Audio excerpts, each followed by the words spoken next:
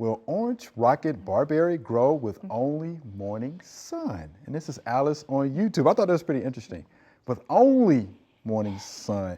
And I know a little bit about the orange rocket barberry, right? So zones, what, 4 to 5 to 9? Yeah, I right? mean, we're talking about pretty versatile. Pretty versatile, Yeah. beautiful plant, but only morning sun? What do you think? Yeah, I mean, like, barberry is nice in the sense that it can be full, it can be partial. Yeah. But I mean, even when we think partial, we say 4 to 6. Like, I'd be concerned that we might not get as high quality coloration. See, that's what I'm thinking. Was that where you were going to go? That's where I'm going, yeah. If you Yeah. want those vibrant colors, full sun. Yeah. Full sun, okay?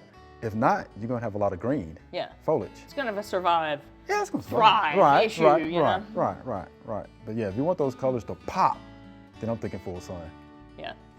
Thanks for watching. If you liked it, subscribe. We have hundreds of family plot videos for you to view.